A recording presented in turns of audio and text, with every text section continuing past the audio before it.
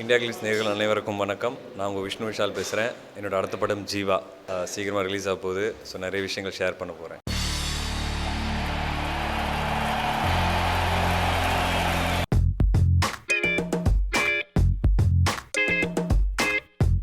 சுசி சாரும் நானும் அதுக்கப்புறம் பிளான் பண்ணி வீரதீர சூரன் ஒரு ஸ்கிரிப்ட் பண்ணலாம் அப்படின்னு டிசைட் பண்ணோம்.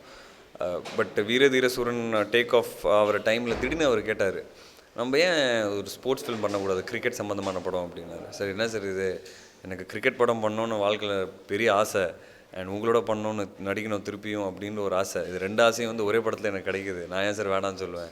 ஸோ பயங்கர ஹாப்பி ஆகிட்டேன். அவன் ஏதோ சின்ன பயலாட்டம் பேட்டு பால்னு சுற்றிட்டு இருக்கான்.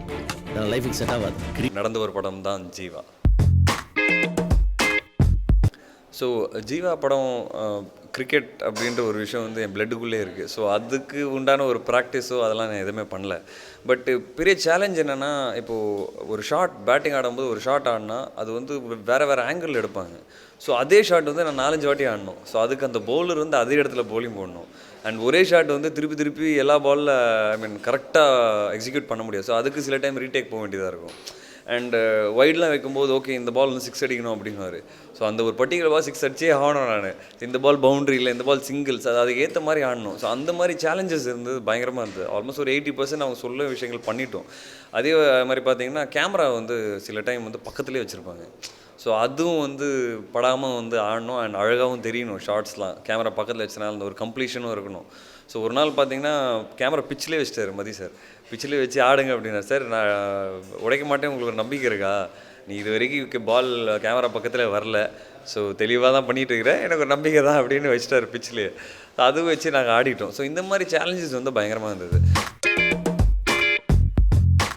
பட் அப்பார்ட் ஃப்ரம் தட் ஒரு சின்ன வயசு கேரக்டர் ப்ளே பண்ணியிருக்கேன். இப்போ ஸ்கூல் படிக்கிற ஒரு 12th ஸ்டாண்டர்ட். அது நான் ஃபஸ்ட் டைம் வந்து மீசதாடி எடுத்திருக்கேன். ஸோ அதுக்கும் உண்டான பயம் எனக்கு நிறைய இருந்தது. ஏன்னா மீசதாடி இது வரைக்கும் எடுத்து நடிச்சதில்லை எந்த படத்துலையும். Total clean shave.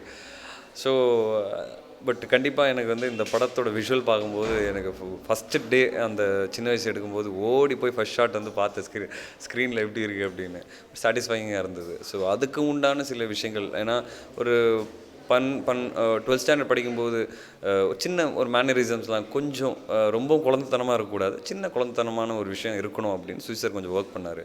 அதே மாதிரி பாடி லாங்குவேஜில் பயங்கரமாக கான்சன்ட்ரேட் பண்ணியிருக்காரு படம் ஃபுல்லாக.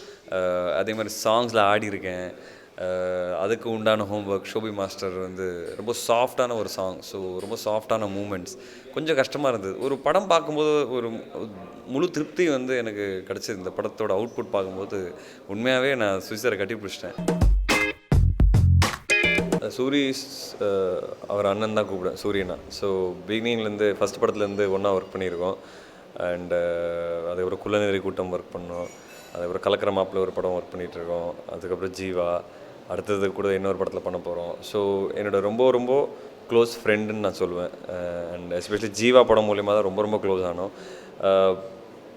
இந்த படத்தில் வந்து அவர் ஒரு கிரிக்கெட்டராக ப்ளே பண்ணுறாரு. ஸோ சூரியனா கிரிக்கெட்டர் அப்படின்னு யோசிச்சு பார்க்கும்போதே ஃபஸ்ட் டைம் வந்து இல்லை சார் எப்படி சார் கரெக்டாக இருக்கும் அப்படின்னு நான் டேரக்டர்கிட்ட கேட்டேன்.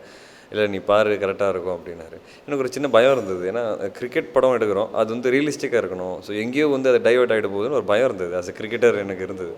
பட் அதுக்கு உண்டான ப்ராக்டிஸ் சூரியனா ஒரு 2 வீக்ஸ் வந்து பவுலிங் ப்ராக்டிஸ் பண்ணியிருக்காரு, பேட்டிங்லாம் ஆடி பார்த்துருக்காரு, கொஞ்சம் கம்ஃபர்டபுள் ஆகிட்டார். அதுக்கப்புறம் வந்து ஸ்பாட்டுக்கு வரும்போது சின்ன விஷயங்கள் கேட்பார். என்ன பாடி லாங்குவேஜ் இருக்கணும், எப்படி இருக்கணும், ஹெல்மெட் எப்படி அட்ஜஸ்ட் பண்ணுவாங்க, க்ளவ் எப்படி, இந்த மாதிரி குட்டி விஷயம் வந்து கேட்டு டக்குன்னு பண்ணிடுவார். ஸோ அது வந்து பயங்கர சர்ப்ரைசிங்காக இருந்தது. உண்மையாகவே வந்து அவர் போடுற ஒரு எஃபர்ட், ஒரு டெடிகேஷன் இந்த பாயிண்ட் ஆஃப் டைமில் ஒரு கேரக்டருக்குன்றது வந்து பெரிய விஷயம். ஏன்னா அண்டு உண்மையான பவுலர்ஸ்லாம் ஆடினார் இந்த படத்தில். ஃபாஸ்ட் பவுலர்ஸ்லாம் ஷூட் பண்ணும்போது போட்டாங்க, அதெல்லாம் ஃபேஸ் பண்ணார். எனக்கு திக்குன்னு அடிக்கும், ஆனால் ஓரளவுக்கு க்ளீனாக ஆடிடுவார். படம் பார்க்கும்போது ஃபைனலாக பார்த்தீங்கன்னா ஒரு ப்ராப்பர் கிரிக்கெட்டராக தெரிஞ்சார்.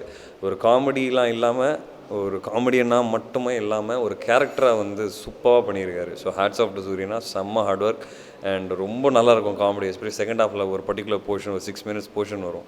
அந்த தியேட்டர் அவ்வளோ என்ஜாய் பண்ணுவாங்க, கன்ஃபார்மாக சொல்கிறேன். ஸ்ரீதேவியா வந்து ஒரு சூப்பரான ஆர்டிஸ்ட்ன்றது ஃபஸ்ட் படத்துலேயே ப்ரூவ் பண்ணிட்டாங்க. இதில் என்னென்னா ஒரு நிறைய சேஞ்ச் ஓவர்ஸ் இருக்குது. ஏன்னா ஒரு கிரிக்கெட்டரோட வாழ்க்கையில் நடக்கிற விஷயங்கள் தான் நிறைய காமிச்சிருக்காரு. ஸோ அதில் வந்து ஃபேமிலி, ஃப்ரெண்ட்ஸ், லவ், பாலிடிக்ஸ் எல்லாமே கலந்துருக்கும்.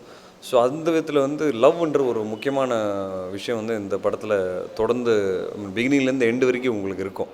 ஸோ அந்த லவ் ட்ராவல் பார்த்திங்கன்னா ஒரு சின்ன வயசு ஒரு ஸ்கூல் போர்ஷன்ஸ்லேருந்து ஒரு 25 வயசு வரைக்கும் ட்ராவல் ஆகும். ஸோ ரொம்ப க்ரூஷியலான ரொம்ப இம்பார்ட்டண்ட்டான பார்ட் இந்த படத்தில் லவ். ஸோ அது வந்து கண்டிப்பாக ஒர்க் அவுட் ஆகவே ஆகணும். ஸோ டைரக்டர் வந்து ரொம்ப சூப்பராக சீன்ஸில் வந்து ஒர்க் பண்ணியிருக்காரு.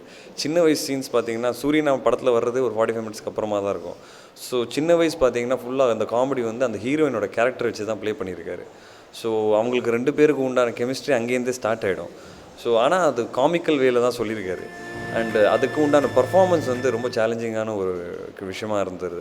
ஸோ அது வந்து நீங்கள் படம் பார்த்தா உங்களுக்கு தெரியும் ஏன் சொல்கிறேன்னு. ஸோ ஸ்ரீதேவியை வந்து அந்த பர்டிகுலர் போர்ஷனில் ரொம்ப ரொம்ப பியூட்டிஃபுல்லாக ப்ளே பண்ணியிருக்காங்க.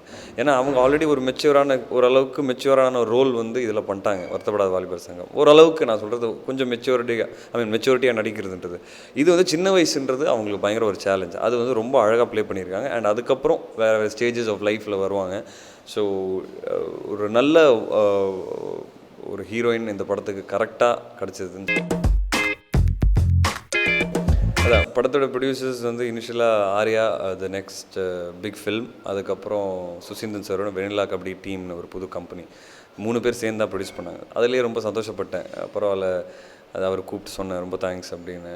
இல்லை அதெல்லாம் ஒன்றும் இல்லை நல்லபடியாக படம் பண்ணு கிரிக்கெட் படம் அப்படின்னு பயங்கரம் என்கரேஜ் பண்ணார் ஆர்யா. அதுக்கப்புறம் விஷால் வந்து பிகினிங்லேருந்து இந்த படத்தில் வந்து இன்வால்வ்டாக இருந்தார். கதை தெரியும் அவருக்கு, என்ன பண்ணிகிட்டு இருக்குன்னு தெரியும், எல்லாமே தெரியும். ஸோ அதுக்கப்புறம் ட்ரெய்லர் சாங்ஸ் பார்த்த உடனே நான் படத்தை ரிலீஸ் பண்ணுறேன்டா அப்படின்னாரு. எனக்கு பயங்கர ஹாப்பி ஆகிடுச்சு. ஏன்னா இன்றைக்கி இண்டஸ்ட்ரியில் வந்து இவ்வளோ காம்படிஷனுக்கு மத்தியில் ஒரு 2 பேர் வந்து எனக்காக ஒருத்தர் ப்ரொடியூஸ் பண்ணார், ஒருத்தர் வந்து ரிலீஸ் பண்ணுறாரு அப்படின்னு 2 பேர் சேர்ந்து ஒரு ப்ரொமோஷன்ஸ்க்காக வராங்க. இது வந்து எல்லாருக்குமே கிடைக்காது. I am really god gifted in that aspect. ஏன்னா எனக்கு நிறைய நல்ல ஃப்ரெண்ட்ஸ் கிடச்சிருக்காங்க. விக்ராந்த், உதய் சார், ஸோ எல்லாருமே வந்து எனக்கு ரொம்ப க்ளோஸ் ஃப்ரெண்ட்ஸ். ஸோ உண்மையாகவே ரொம்ப ஆச்சரியமாகவும் இருக்குது அண்ட் சந்தோஷமாகவும் இருக்குது. ஜீவா படம் வந்து 26th அன்றைக்கி ரிலீஸ் ஆகுது. ஸோ ஒரு உண்மையான படமாக இருக்கும். எல்லோரும் கண்டிப்பாக ரிலேட் பண்ணக்கூடிய படமாக இருக்கும். ஸோ படம் பாருங்கள், தேட்டரில் பாருங்கள்.